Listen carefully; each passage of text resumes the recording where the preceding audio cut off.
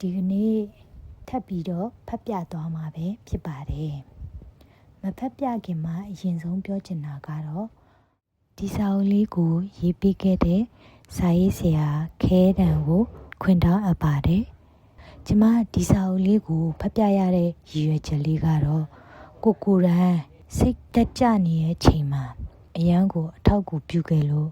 ပြန်လည်မျှဝေပေးခြင်းနဲ့စိတ်ကြောင့်ဖတ်ပြသွားတာပါအဲဒီတော့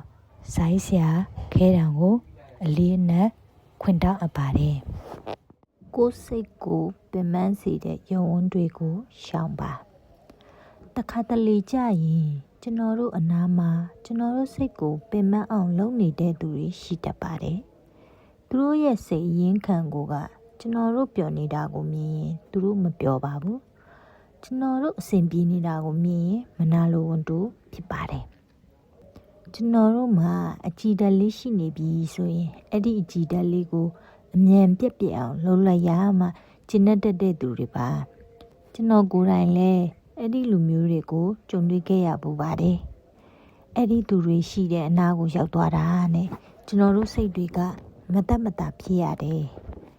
သူတို့ကကျွန်တော်တို့စိတ်တွေကိုစကားတွေနဲ့ပဲဖြစ်ဖြစ်အပြုအမူတွေနဲ့ပဲဖြစ်ဖြစ်မတိမတာရောတိတိတတာပါခံစားရအောင်လုပ်တတ်ပါတယ်ဖြစ်နိုင်ရင်အဲ့လိုမျိုးကျွန်တော်တို့စိတ်ကိုအနာတရားဖြစ်အောင်လုပ်တတ်တဲ့သူတွေကျွန်တော်တို့ကိုအားငယ်စိတ်ဝင်အောင်တိမ်ငယ်သွားအောင်လုပ်တတ်တဲ့သူတွေနားကနေခဝေးရှောင်တာကအကောင်းဆုံးပါပဲအဲ့ဒီလိုလူမျိုးတွေကကျွန်တော်တို့ကိုအစိတ်တောက်ဖြစ်စေရုံကလွယ်ရင်ဘာမှမတတ်နိုင်ပါဘူးသူတို့ကသူတို့ထက်ကျွန်တော်တို့ကတာသွားမှာကိုတအားကြောက်တတ်တဲ့သူတွေပါ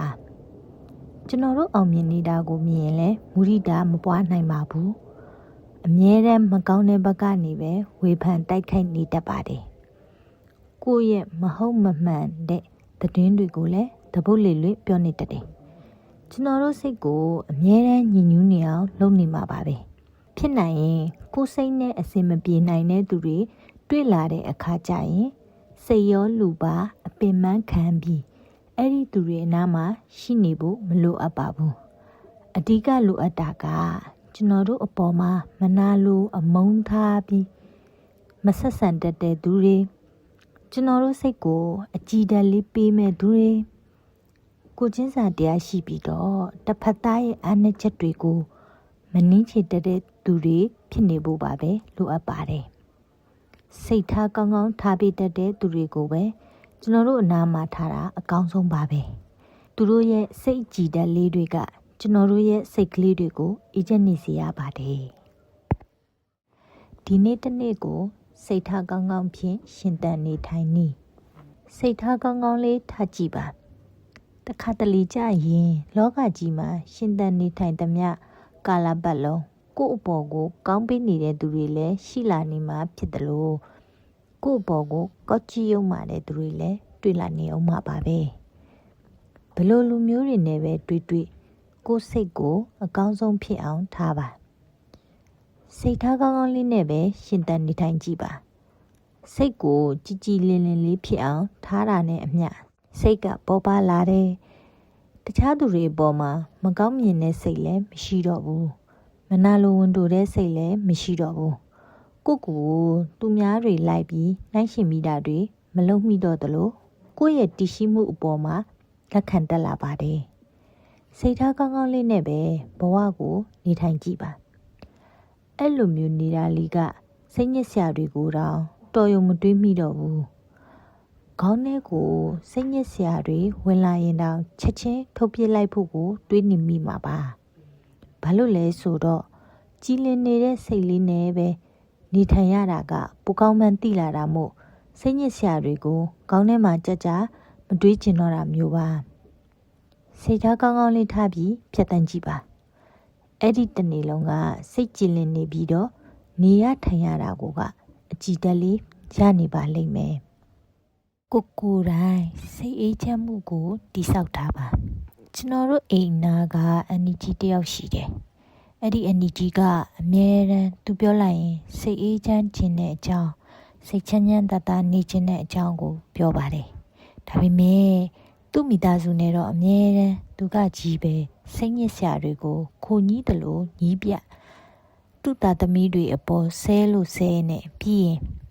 နင်တို့ကြောင့်ငါမှမပျော်ရွှင်ရတာနင်တို့ကြောင့်ငါအဖြစ်ကဒီလိုဖြစ်နေရတာဆိုပြီးစူရာဆဲတာတွေလုပ်တတ်ပါတယ်အဲ့ဒီအနီကြီးကိုကြည့်လိုက်ရင်စိတ်ချမ်းသာရဖို့ထက်သူကိုယ်တိုင်ကပူလောင်နေရတာများပါတယ်တကယ်တော့လေစိတ်ကိုအေးချမ်းချမ်းလေးဖြေးပြီးဘဝကိုဖြတ်တန်းခြင်းနဲ့ဆိုရင်ကျွန်တော်တို့ကိုယ်တိုင်ကလည်းစိတ်ကိုအေးချမ်းအောင်နေတတ်ဖို့လည်းလိုတယ်ကိုယ့်ရဲ့စိတ်ပျော်ရွှင်မှုစိတ်အေးချမ်းမှုကိုရဖို့ကသူများဖန်တီးပေးမှကြီးမဟုတ်ပါဘူးကိုယ်တိုင်အပေါ်မှာပဲမူတည်နေတတ်ပါတယ်ကိုယ်စိတ်ကိုကိုယ်တိုင်အေးချမ်းနေအောင်ထားမှရတာပါကိုယ်တိုင်ကမှစိတ်မအေးချမ်းနေဘူးဆိုရင်တခြားသူတွေအပေါ်ကိုမြင်နေတဲ့အမြင်တွေကလည်းပူလောင်စရာတွေပဲဖြစ်နေအောင်မှာပါကိုယ်တိုင်ကစိတ်အေးချမ်းလေးနေချင်တယ်လို့ပြောပြီးကိုယ်တိုင်ကသူများတွေကိုအပူသွားပေးနေမိတာတွေစိတ်ညစ်စရာဒေါသတွေစိတ်တူစရာပြဿနာတွေကိုတစ်ဖက်သူအပေါ်ပုံချနေတာတွေကဘလို့မှအဆင်မပြေနိုင်ပါဘူးကိုယ်တိုင်စိတ်အေးချမ်းအောင်နေတတ်မှတခြားသူတွေကိုလည်းစိတ်အေးချမ်းမှုတွေပြန်ပေးနိုင်မှာပါအကယ်၍တခြားသူတွေကစိတ်ညစ်စရာတွေလာပြီးနေရင်တော့သူတို့ပေးနေတဲ့စိတ်ညစ်စရာတွေကိုအေးအေးဆေးဆေးလှည့်လူရှုနိုင်မှာပါ move on လုပ်ခြင်းနည်းလမ်းများကျွန်တော်ရဲ့စာဖတ်သူတွေ move on လုပ်နိုင်ဖို့နည်းလမ်းတွေကိုကျွန်တော်စီမိလေးရှိကြပါတယ်အဲ့ဒါကြောင့် move on လုပ်နိုင်ဖို့အထောက်အကူပြုမဲ့နည်းလမ်းလေးတွေကိုရေးသားပေးလိုက်ပါတယ်ပြောရရင်ကျွန်တော်ကိုယ်တိုင်ကလည်း move on လုပ်တာနဲ့ပတ်သက်ပြီးမလွယ်ကူခဲ့တဲ့အထဲမှာပါခဲ့ပါတယ်အထူးသဖြင့်ကျွန်တော်ဘက်ကစိတ်နှစ်ပြီးချစ်ခဲ့ရတာမို့ဘဝတစ်ခုလုံးစားနဲ့ယဉ်ပြီးတန်ရောစင်တွေအလုံးလုံးဖြစ်ခဲ့ရတာမို့မေးပြဖို့ဆိုတာတိတ်မလွယ်ကူတဲ့ထဲမှာပါခဲ့ပါတယ်ကိုချစ်တဲ့သူကကိုပြန်မချစ်နိုင်တော့တဲ့အချိန် toxic ဖြစ်လာတဲ့ relationship တစ်ခုကိုပိုင်ဆိုင်ရတဲ့အချိန်တစ်ဖက်သက်ကြီးကိုအပေါ်မှာလမ်းခွဲထားခဲ့ခံရတဲ့အချိန်ကျွန်တော်တို့ကိုယ်တိုင်လည်းယတိပြတ်စိတ်ပြတ်သားနိုင်ဖို့လိုလာပါတယ်